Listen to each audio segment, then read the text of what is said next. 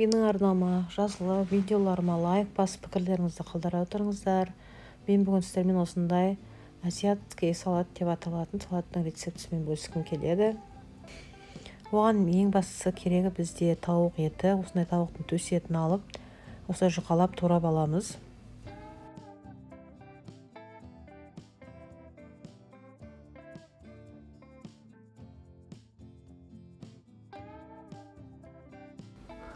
Бұл салат өте әдемі шығып, дастарханға сән беретін, қонақтарыңызға ұнайтын салат болады.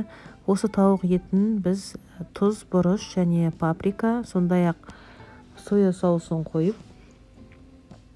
қазір бәрін араластырып, бір 15 минуттай маринадта осылай қойып қоятын боламыз.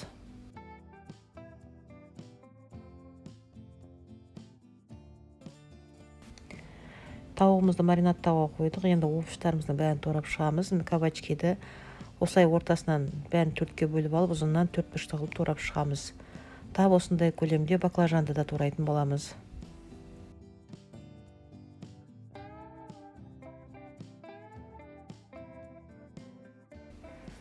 Және де болгар бұрыштары сары және қызыл түрінен әдемі болып тұру үшін 2 түсінен әдейілеп алдым. Және де осындай саңырауқұлақтарды кішілеу болса 4-ге, үлкендеу болса 6-ға бөліп шығатын боласыз. Бөліп шығасыздар бәрінде. Міне осылай барлығын турап алдық. Және чеснокты осылай теркіден 2 зубчигін өткіздім. Енді осы овощтардың үстіне аздап өсімдік майын, тұзды, паприканы салып, жақсылап тұрып араластырып алдым. Енді сәл осы араласқан овощтарымды қазір духовкада пісіретін боламын.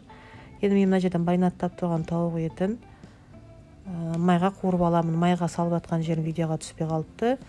Бірақ енді сіздер майды кәдімгідей қыздырып, бауырсақ қуырғандай қылып салып, бәрін осылай қуырып аласыздар қызарғанша. Міне тап осындай қызарып, қып-қызыл болып қуырылады. Енді бұл жаңағы кесіліп тұрған овощтарымыздың бәрін противенге салып, 170 градуста 30 минут қызарғанша духовкада пісіріп алатын боламыз.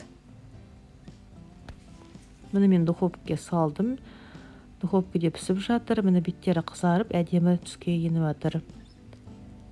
Енді осы духовкадан шығарғаннан кейін сәл суытып аламыз. Сосын суыған овощтарымыздың бәрін бір ыдысымызға салып, үстіне жаңағы тауығымызды саламыз. Және де менде петрушка, кенді салсаңыздар да әдемі болады.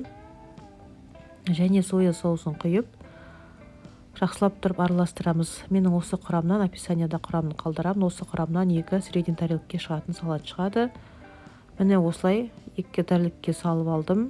Енді осының әдемілігі үшін үстіне күнжіт дәнін сеуіп шығатын боламын. Жасап көріңіздер. Өте дәмді шығады. Духовкада овощтар өзінің соғында өте витаминді бойында тұрған күйінде пісіп шығады. Сондықтан жасап жеп көріңіздер. Өте дәмді болады. Қонақтарыңызға да ұнайтын салат болады.